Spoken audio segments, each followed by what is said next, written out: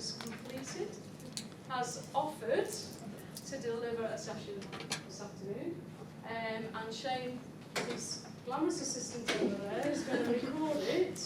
Has also completed his training.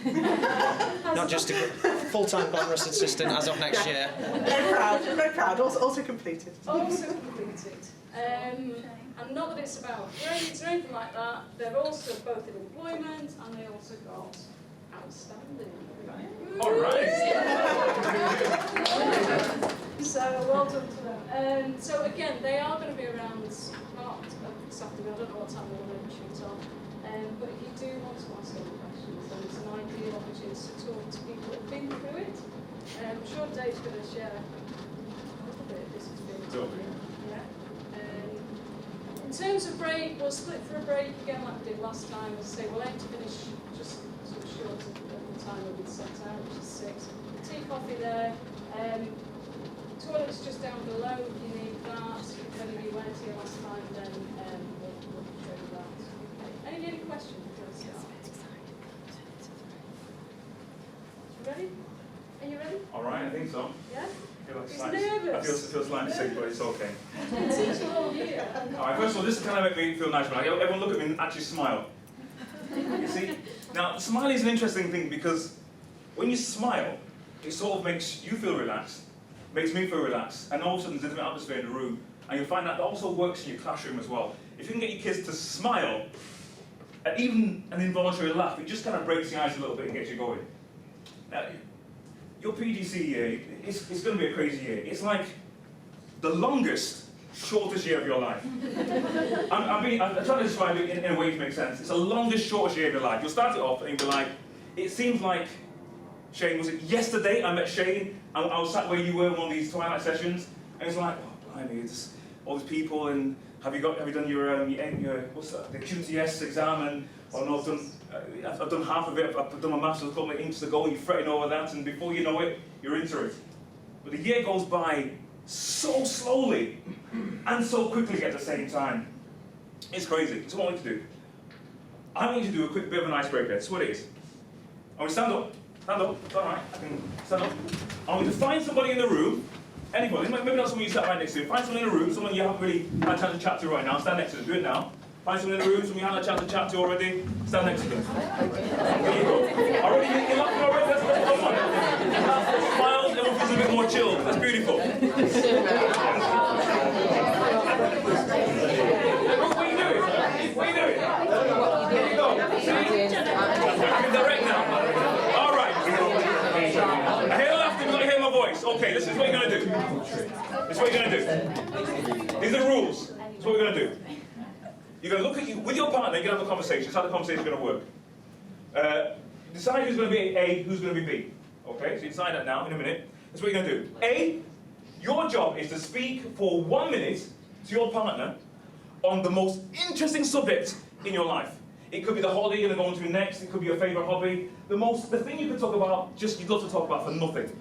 The most interesting thing you can think of to talk about for 1 minute. But you cannot make eye contact. You're not allowed to smile. You're not allowed to use your hands. And your voice must remain just in a very straight tone. No eye contact. Definitely no. You're smiling already. No eye contact. No smiling. No hands. 1 minute. I'll time you. And then, when we switch, the next person, you're going to speak to the same partner another minute now, but you're going to have a minute speaking on the most boring topic you can think of, watching porridge cool, waiting for paint to dry. Whatever you think is the most boring stuff you can think of, but you will maintain eye contact. You will smile throughout. Even if it feels weird, you will smile. You will use your hands, and your voice will go up and down, even if it doesn't seem appropriate to do so. Okay? All right. So face your partners now. You're going to have 1 minute. I'm going to give you a few seconds to think first of all. 2 seconds to think. 2 seconds. Are you ready? Remember, I don't see any smiles. No smiles. I'm going to give you a second to get yourself into character. Easy character already. Get in character. You ready? Go.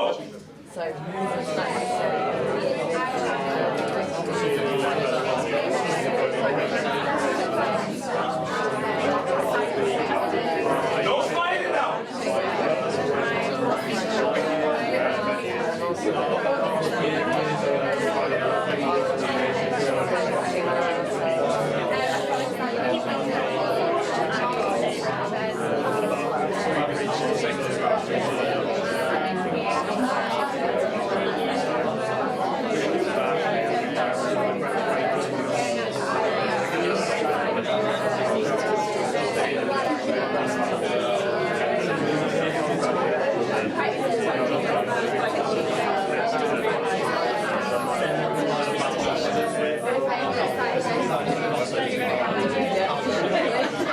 Why can I see laughter? And stop. And breathe. And breathe. That includes your mouth. Excellent. Okay. Now, you're going to switch your partner. Now you're going to talk on the most boring topic you could possibly think of, but you'll have eye contact. You'll smile, even if it feels weird. Your voice will go up and down, even if it doesn't feel inappropriate, and you use your hands. Okay? The most boring thing you can think of, your time starts now.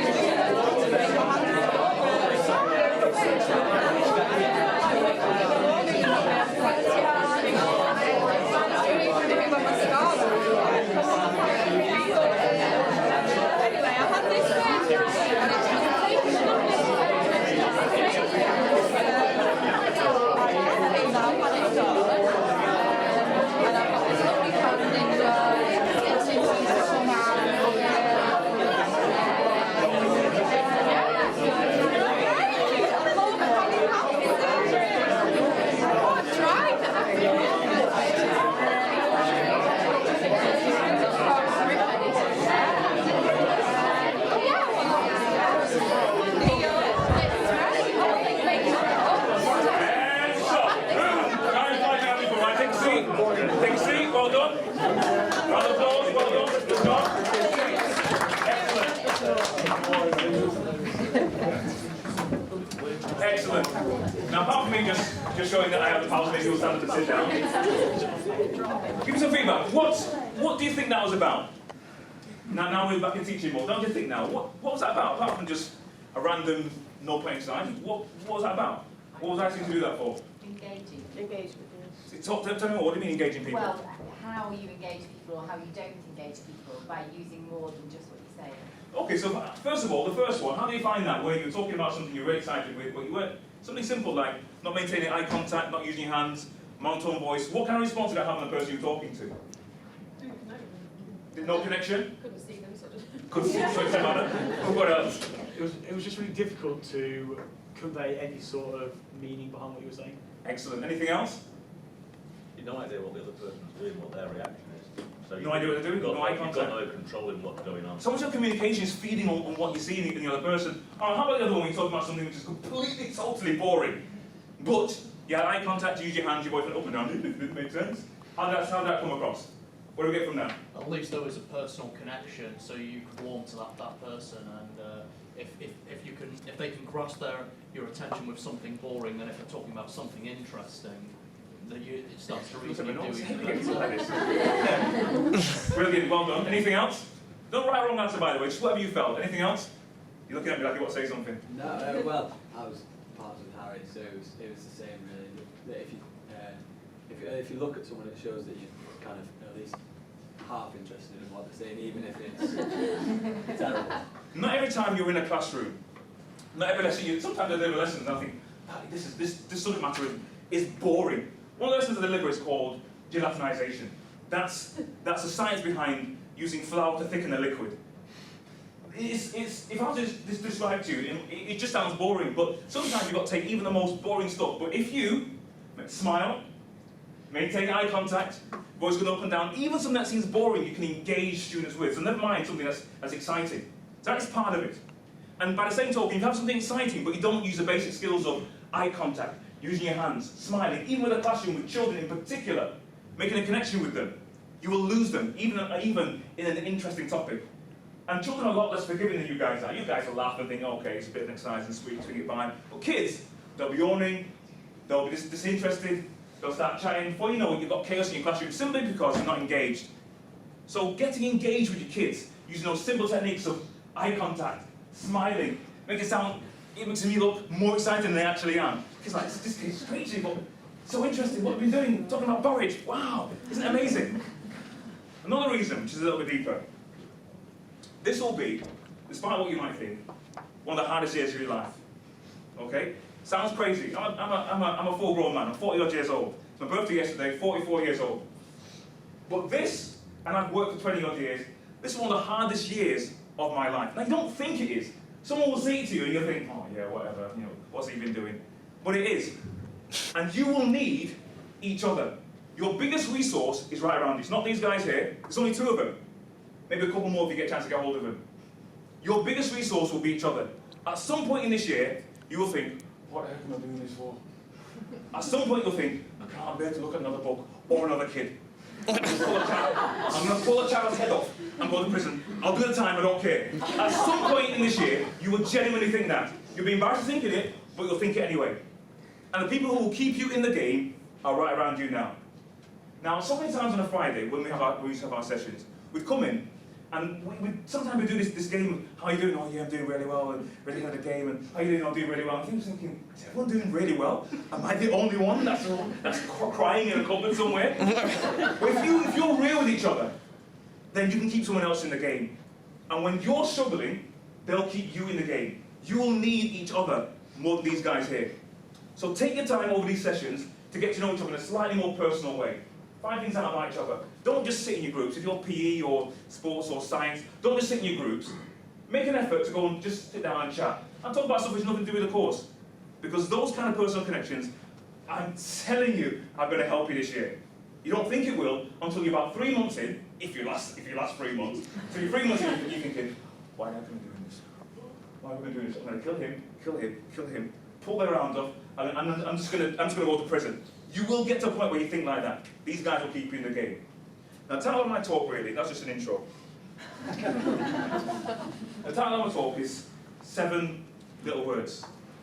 7 little words. Now, I only wrote this the other day, so I'm going to partly use my notes to kind of keep me on track so I don't talk nonsense.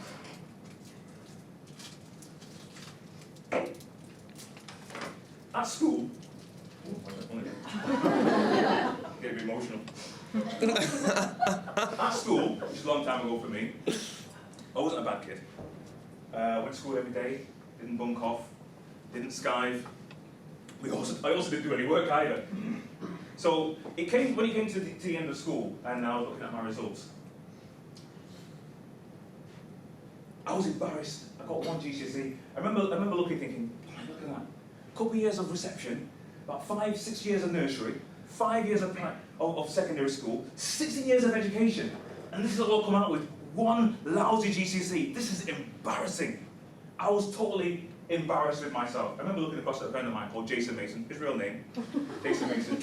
And we looked at each other, and that one look said, yes, I know. We're 16 years old, we've done terribly, we've done bad, this is embarrassing, we know, we must do better. One look said all that.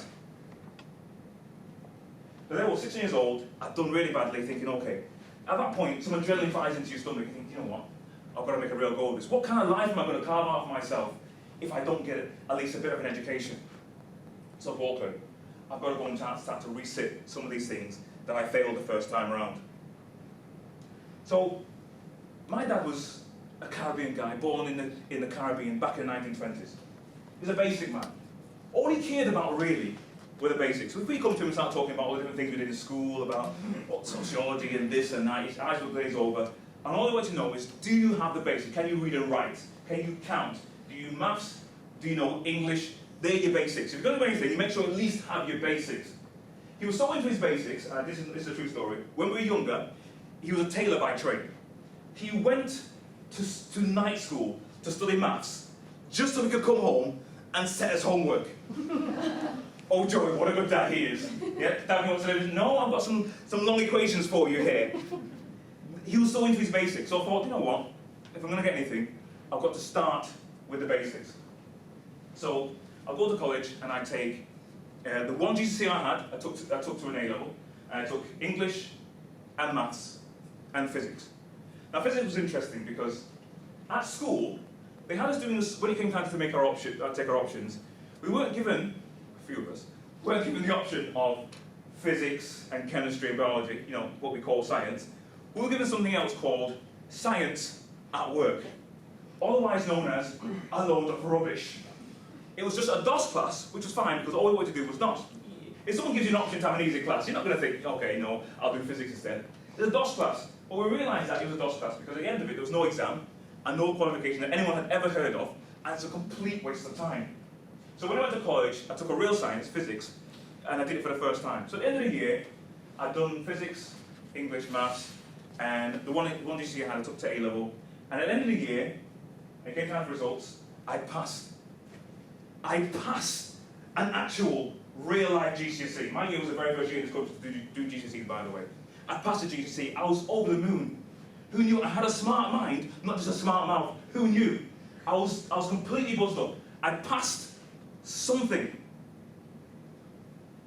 I was beside myself. I've passed something. All of a sudden, something turned on in my brain. I could start to dream a little bit. I had to something start to grow in me called ambition. I started to think, okay, I've actually passed something now. I've got a brain in my head. What else could I really do? I started to think, what kind of goals do I have? What kind of plans do I want to do? I started to dream about.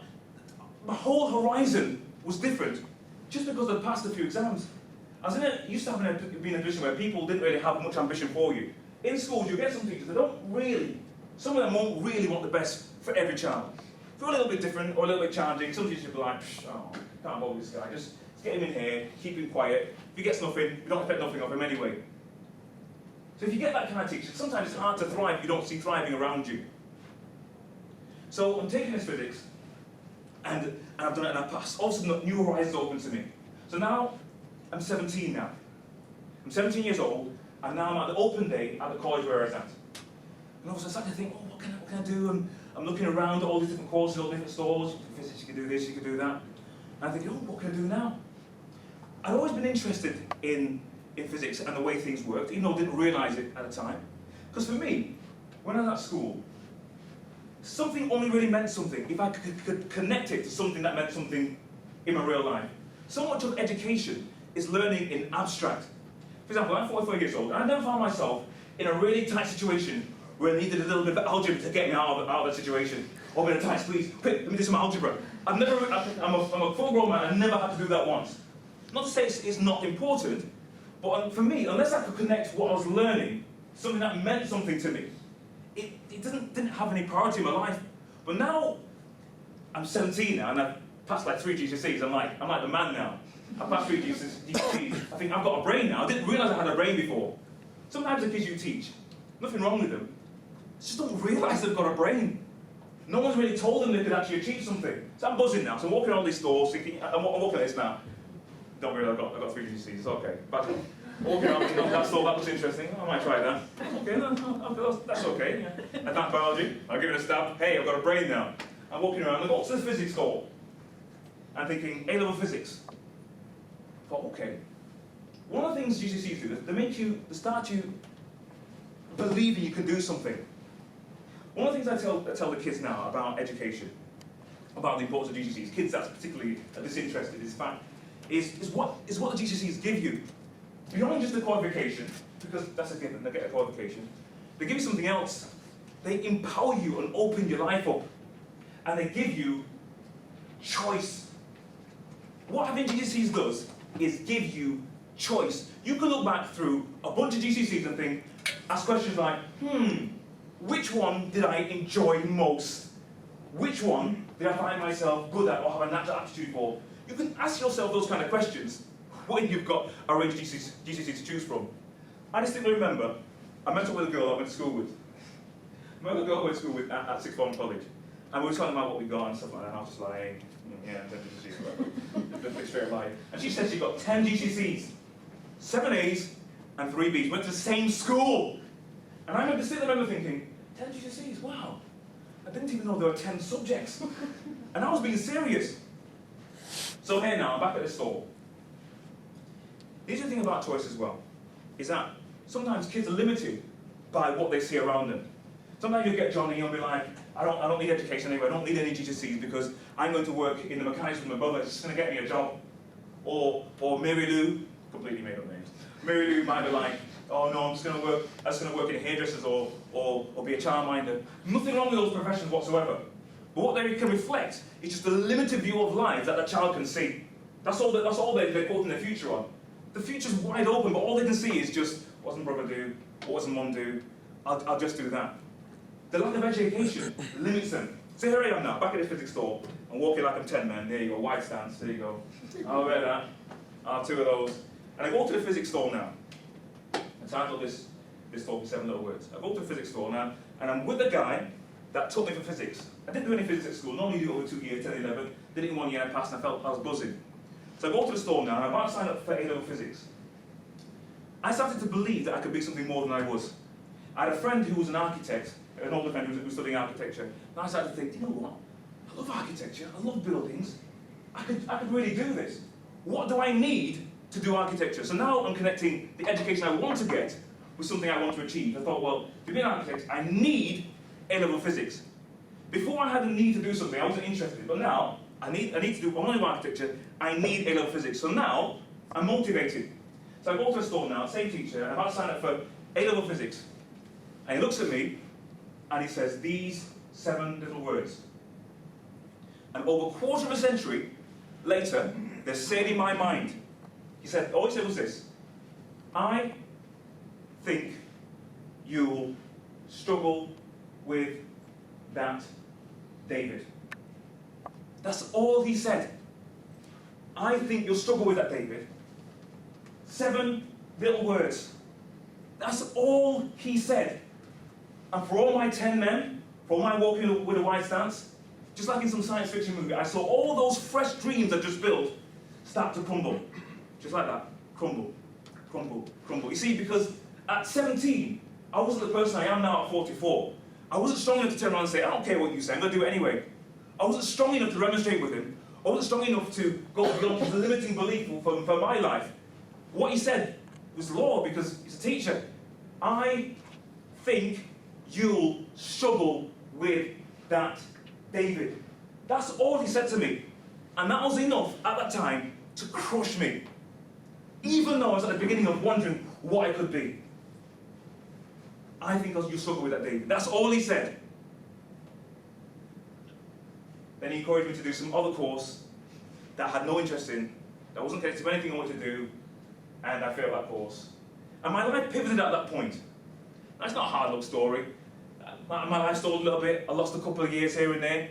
But eventually, I got a degree, graduated in '94, and I've had a decent career over the last 20 years. I've worked as a designer, and things didn't work out that badly. But I always look back to that point. I mean, it's over 25 years later. I'm looking back to that one point where one teacher said to me, I think you'll struggle with that. And I wonder, what if? What could I have been? I could have been a contender. I could have been somebody. What could I have been? It's just at that point, instead of saying those 7 little words, he said 7 different words. He just put a little bit of fire into me. What could I have been? Maybe I would have studied physics and realised I've got a real talent for this. Who knew? Maybe it could have changed the whole direction of my life. So what's my point?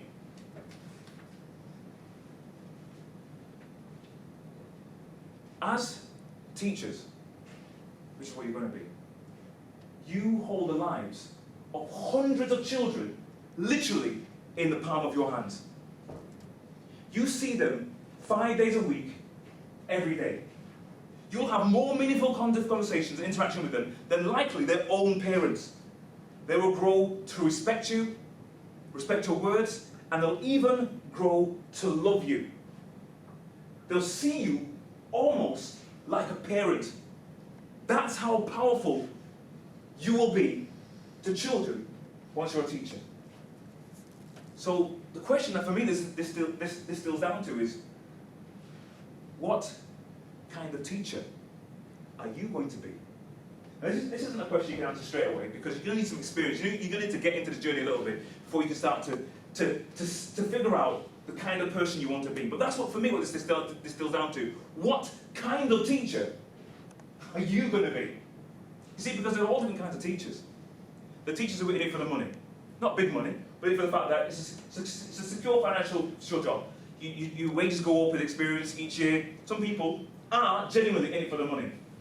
Some teachers are in it for the power that you're wielding in your hands of all those children's lives. Some people are in it for that. Some people, as you move the ladder, they're in it for the power they have over other teachers. You see some teachers and they act like they're the dons, the godfather walking through, people almost shy away. Some people are in it for the power you have over other teachers. I've seen teachers cry in staff rooms under the pressure put on them by other teachers. I'm being real with you now because this is what you're going into. Some of you will be in tears next year. That's another conversation we're going to have to, don't worry about it. We're going to work our way through that. Yeah?